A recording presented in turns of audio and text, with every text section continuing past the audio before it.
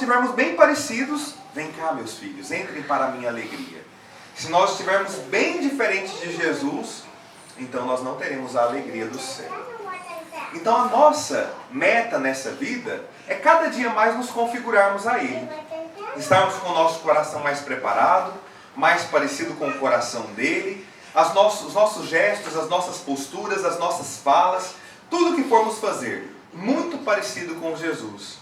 Por isso é importante sempre se perguntar diante de cada ação, o que Jesus faria se Jesus estivesse aqui e tivesse que tomar agora essa atitude que agora tenho eu que tomar? O que faria Jesus? E então buscar sempre fazer aquilo que o Senhor faz e que agrada a Ele. E no caminho de configurar ao Senhor, eu sempre costumo pregar, sempre costumo falar para o povo que a configuração ao Senhor passa pelas nossas relações.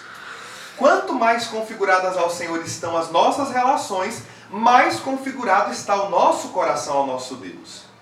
E para ficar bem gravado na cabeça de todo mundo, eu gostaria de falar de 4 relações e mostrá-las em formato de cruz, a fim de que todo mundo possa gravar bem. 4 relações que devem estar muito bem configuradas ao coração de Jesus. Primeira relação, relação com Deus, relação com o nosso Pai do céu. Segunda relação, a relação com os outros, com as pessoas.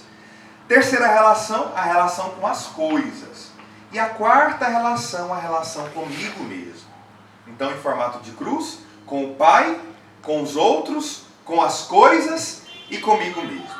Vamos analisar como deve estar cada relação para que nós estejamos configurados ao Senhor?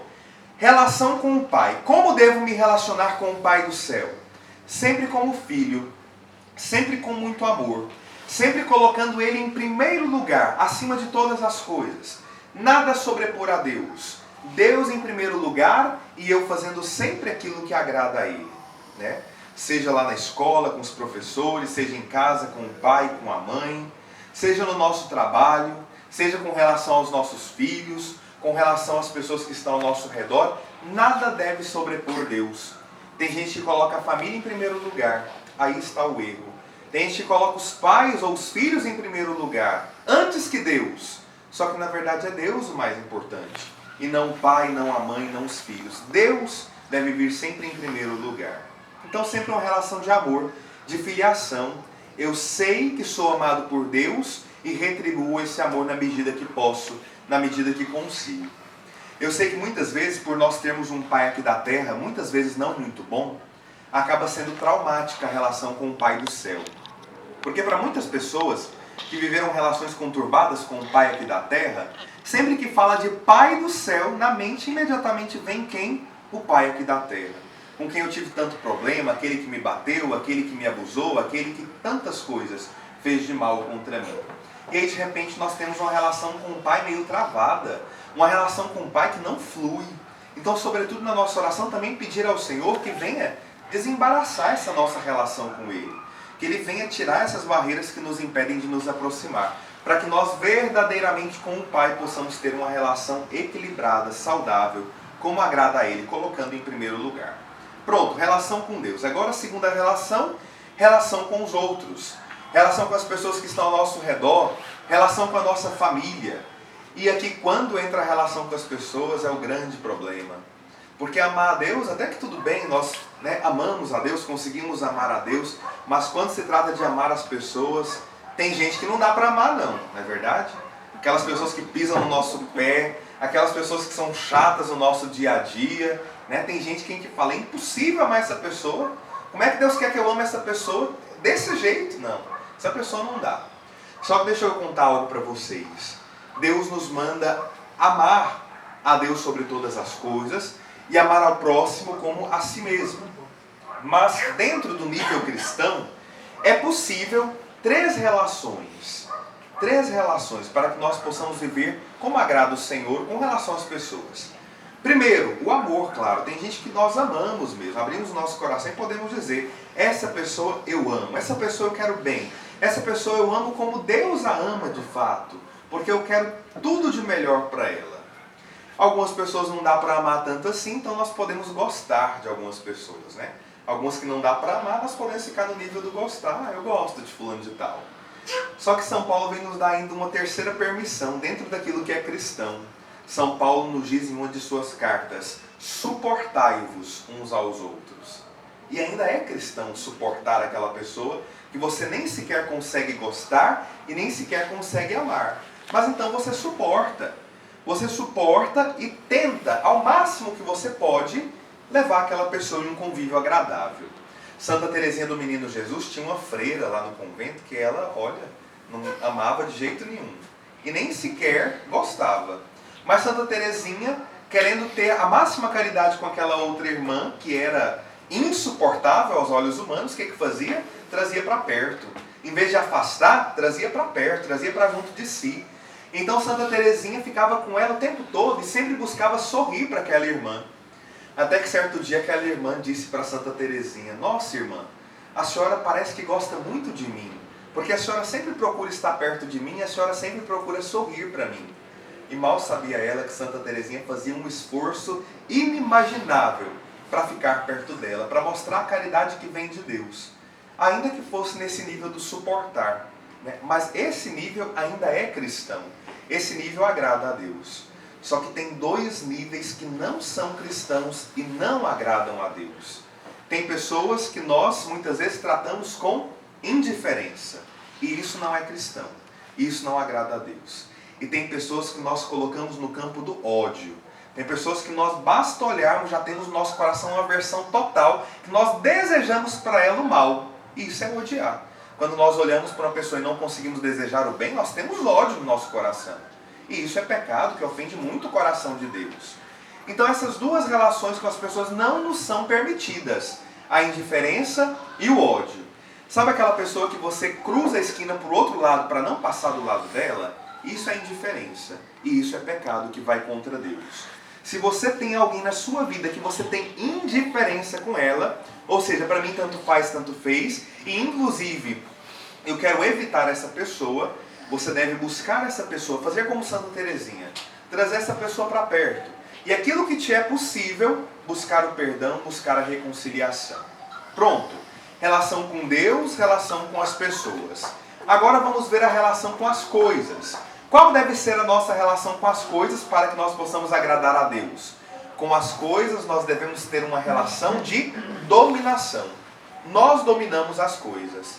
Nós dominamos os animais. Nós dominamos tudo que Deus nos deu como criaturas para estarem ao nosso serviço. Lembra lá do livro de Gênesis? Quando Deus criou os animais, criou Adão, criou Eva. O que Deus disse para Adão e Eva? Tomai esses animais e submetei-os. Ou seja, colocai-os sob vosso domínio. Vocês que mandam. Não são eles que mandam em vocês. Não são as criaturas que mandam em vocês. Mas são vocês que mandam nas criaturas. E não devem permitir que elas tomem o lugar que é de vocês. De dominar, de mandar. E por isso que nós devemos realmente, com as criaturas, ter poder de dominação. E não permitir que elas dominem o nosso coração. Só que muitas vezes nas famílias o que acontece? As criaturas começam a dominar aos pouquinhos. E como é que as criaturas vão entrando? Sutilmente, né? É um jogo de futebol que está na hora da missa, que você não vai na missa por causa do jogo de futebol. É a novela que você gosta muito e você permite que isso adentre o seu coração.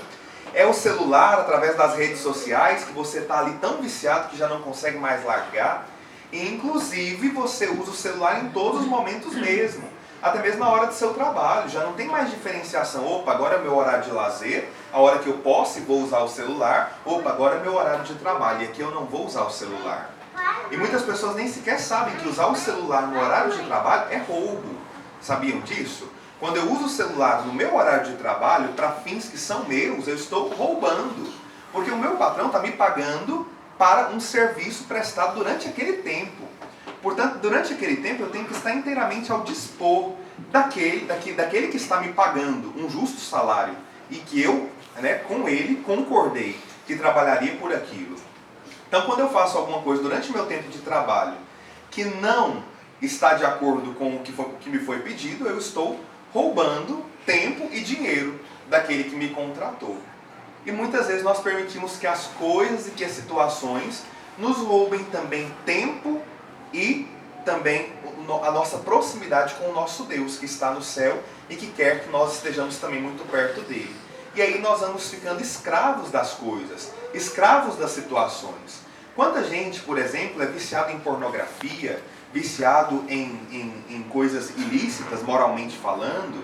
Por quê? Porque foram permitindo que agora essas criaturas que deviam ser dominadas por nós, dominassem a própria pessoa. E aí então vai alastrando no coração uma série de coisas que desagradam a Deus nosso Senhor. Porque nós vamos permitindo que elas tomem um lugar que não são delas. É um lugar que é nosso. E somos nós que devemos dominá-las e não sermos escravos delas. Pronto, relação com Deus, com as pessoas e com as coisas. E agora a relação conosco mesmo, como deve ser? Uma relação sempre consciente de que, como dizia a primeira leitura, nós somos morada do Espírito Santo. Nós somos templos do Espírito Santo. E na dinâmica de ser templo do Espírito Santo, sempre ter a consciência: tem um Deus que me ama e no amor com o qual sou amado, devo agora amar também. E essa consciência de que nós somos templos do Espírito Santo cresce justamente através do equilíbrio das relações. Por quê? Porque eu tenho que tomar a consciência de que para o outro eu sou Cristo. E tenho que tomar a consciência de que o outro para mim é Cristo. Imagina só, se todos nós nos tratássemos dessa forma. O outro para mim é Cristo. Então eu tenho que tratar o outro da melhor forma possível. E eu sou Cristo para o outro. Então eu também devo fazer tudo para agir como Cristo age na vida do irmão. E se eu sou Cristo para o outro, eu tenho a consciência de que eu sou sagrado. E se eu sou sagrado, algumas coisas não me são permitidas. Algumas coisas eu tenho que evitar, algumas coisas eu não posso fazer. E outras eu tenho a obrigação de fazer para transmitir Cristo para os outros. Conta-se que certa vez Santa Teresa de Calcutá, que se dedicava muito aos enfermos, né, e ao cuidado dos mais pobres, como nós sabemos, conta-se que certa vez ela estava com um irmão enfermo nos seus braços. Muito, muito doente mesmo, à beira da morte. E então aquele irmão que ela estava cuidando com muito amor, faleceu nos braços dela. E imediatamente quando aquele irmão deu o último suspiro nos braços de Santa Teresa de Calcutá, ela disse para todos os que estavam ao redor dela: Corpus Christi, ou seja, o corpo de Cristo. Por quê? Porque ela tinha consciência de que não é apenas um qualquer. O outro é Cristo para mim. Portanto, digno de todo o amor, digno de ser honrado, digno de ser tratado da melhor forma possível. Procuremos ter isso no nosso coração e procuremos equilibrar essas relações, né? Com Deus, com os outros, com as coisas e conosco mesmos. E à medida que essas relações estiverem totalmente equilibradas, aí sim nós poderemos dizer: sou alguém configurado a Jesus. Sou alguém que permito que Deus haja no meu coração e sou alguém que de fato faz aquilo que é a vontade de Deus. Eu sei que às vezes, quando nós analisamos esse campo tão grande, né, de situações, pode ser que dê um desespero no nosso coração, né? Poxa vida, estou tão longe disso, né? Nem com Deus, nem com as pessoas, nem com as coisas e nem comigo mesmo. Está tudo bagunçado. Mas que bom que você reconhece que está tudo uma bagunça, né? Porque só aquele que reconhece que está tudo uma bagunça é capaz de mudar a situação. Pior é aquele que escuta e pensa: opa, acho que estou bem, não é para mim. Não é para mim essa situação. Acontece muitas vezes, pessoas escutam a homilia do padre e pensam: opa, não é para mim não, estou bem, né? Já estou como agrada a Deus. E aí deixa de mudar porque pensa que está de acordo com o que agrada a Deus. Mas se nós fizéssemos de cada homilia, de cada estar na igreja, de cada momento, uma oportunidade para refletirmos como de fato está a minha vida, nós poderíamos ser muito melhores. Então o que eu sempre digo para o povo também é: aceite cada palavra como se fosse para você, só para você. E a partir disso você vai ter capacidade de mudar o seu coração. Claro, apoiados por nossas próprias forças? Jamais. Porque nós sozinhos não conseguimos nada. Mas apoiados em Deus é que nós podemos tudo.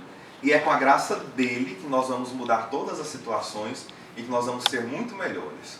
Rumo ao céu. Um dia nós queremos estar todos nós como estamos aqui reunidos lá no céu. Mas para isso é preciso ainda um pouquinho de luta, né? Tanto do Padre como de cada um de vocês.